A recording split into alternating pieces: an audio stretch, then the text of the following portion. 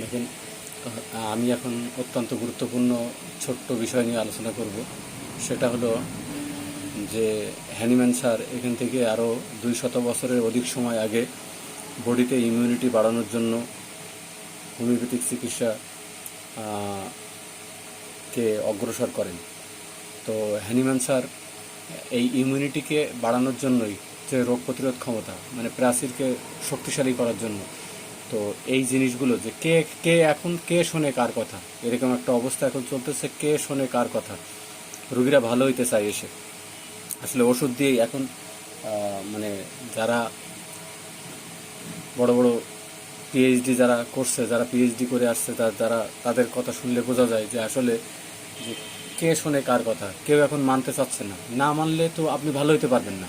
শুধু ওষুধ নির্ভরশীল হলে আপনাকে হবে না, আপনার ম্যানেজমেন্ট সবচেয়ে এখানে জরুরি। তো ম্যানেজমেন্ট যে যত বেশি মানবে সে তত বেশি অগ্রসর হবে এবং তত দ্রুত আরোগ্য হবে। তো শরীরের রোগ প্রতিরোধ ক্ষমতা বা ইমিউনিটি বাড়ানোর সুষম খাবার খাওয়া দরকার 1 নম্বরে। আর নিয়মিত ঘুমানোর অভ্যাস করা এবং সক্রিয় থাকা জরুরি। হ্যাঁ, আর এইসব জিনিস অর্জনের জন্য মূল উপায়গুলো হলো পুষ্টিকর খাবার, পর্যাপ্ত ঘুম এবং মানসিক চাপ কমানো, যেটাকে আমরা স্ট্রেস বলি, এই চাপটা কমানো।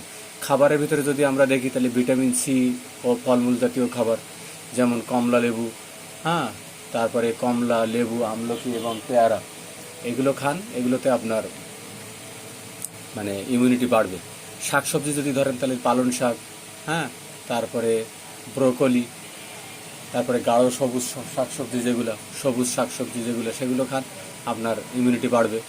তারপর প্রাকৃতিক অ্যান্টিবায়োটিক যে খাবারগুলো আমরা যদি ধরি তাহলে রান্নায় বা কাঁচা আদা, রান্নায় খাইতে পারেন এবং কাঁচা আদা সামান্য একটু 1 চিমটি পরিমাণ বা একটা রসুনের সামান্য একটু পরিমাণ, এভাবে অভ্যাস করতে পারেন। নিয়মিত না, 1 সপ্তাহ খেলেন 1 সপ্তাহ বন্ধ দিবেন, বা 15 দিন খেলেন আবার কিছুদিন বন্ধ দিবেন, 15 দিন বন্ধ দিয়ে আবার খাবেন, এভাবে খাইতে পারেন। আর পেটের স্বাস্থ্য ভালো রাখতে হলে প্রতিদিনই টক দই খেতে পারেন পরিমাণ মতো। তো এইসব জিনিসগুলো আপনার কি করবে? বডির অ্যান্টিবডি বাড়াবে, ইমিউনিটি বাড়াবে। ইমিউনিটি যখন বাড়াবে তখন রোগ প্রতিরোধ ক্ষমতা বাড়বে। আপনার রোগ প্রতিরোধ ক্ষমতা যখন বাড়বে তখন আপনি ভালো থাকবেন, দীর্ঘ সময় ভালো থাকবেন।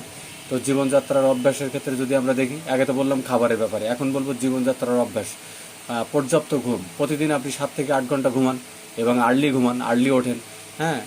আর ইসলামের নিয়ম মেনে চলেন। যদি আপনি মুসলমান হন, 5 ওয়াক্ত নামাজ পড়েন, দেখবেন আপনি অনেক দিক দিয়ে ভালো থাকবেন, অনেক দিক দিয়ে ভালো থাকবেন।